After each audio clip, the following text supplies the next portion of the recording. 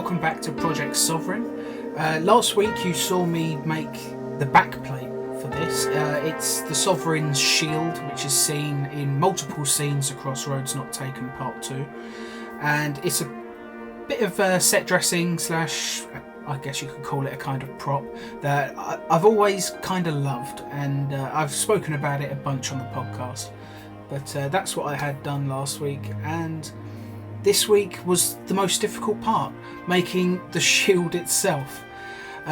Very, very difficult to do, as you will see coming up, cutting out all the individual pieces.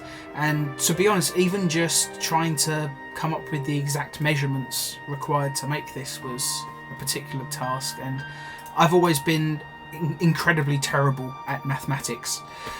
So it's... yeah, it was a difficult thing to actually put it together in the first place, but once we had it down on the wood, it was surprisingly easy to actually cut it out.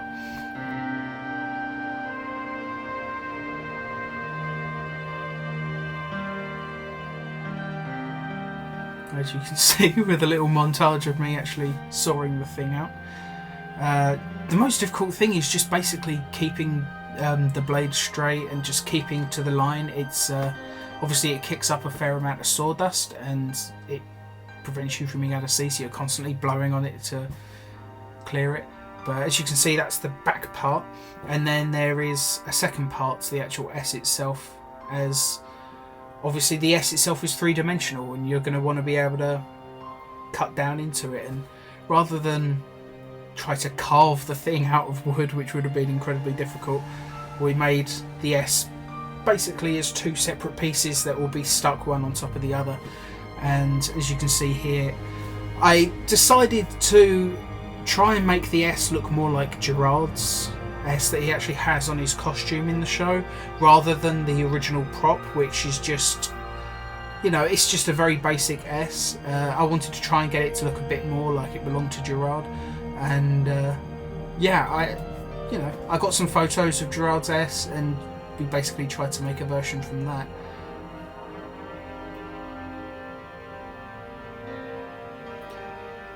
This part here, where you can see the instructor at the woodworking workshop, is actually marking a load of circles on the S. This is because we're going to drill through on those points and then use a jigsaw to cut the individual pieces out. This is by far the bit that I was least looking forward to of the entire process, just purely because I knew it was going to be by far and away the most difficult part. But thankfully the instructors were able to show me what to do and instruct me in a way that was able to get it done.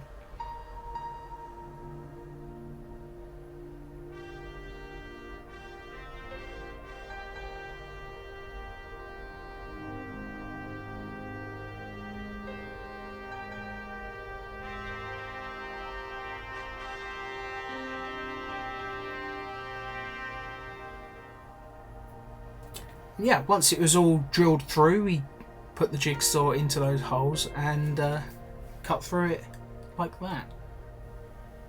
Very, very fiddly, very precise work. Unfortunately, you don't get a lot of leeway with this. Like, we know what it's supposed to look like, and if I was just slightly off, we would have had to start all over again. So this was a very sort of tense moment, really, working on this part. Like I say, this was the bit I was least looking forward to because I knew it was going to be the most difficult bit. Like, when I first decided I wanted to make this thing, I wasn't even necessarily sure that I was going to be able to do it, but thankfully it did come together. The instructors were amazing, really, at showing me what to do and helping me to actually accomplish it.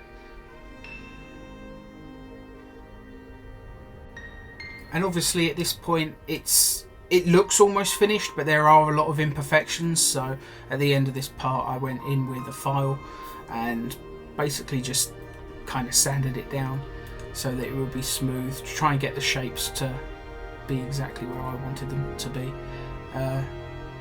Yeah, you know, I'm not going for absolute perfection, but I would like it so that when it's actually on my wall in the background of video podcasts, that it's not going to be annoying me with its imperfections. This part took a surprisingly long time, but as you can see, it's really coming together now. And hopefully next week I'll have the bottom part of the shield. As you can see, it comes down almost like a sword shape, and that's what I'll be making next week. And the week after that, I'll be spraying it down in gold paint, and then I'm going to do sort of a light misting with bronze as well to try and get it looking somewhat close to how it looked in the show. Thank you for watching. I hope you enjoyed the video. More next week.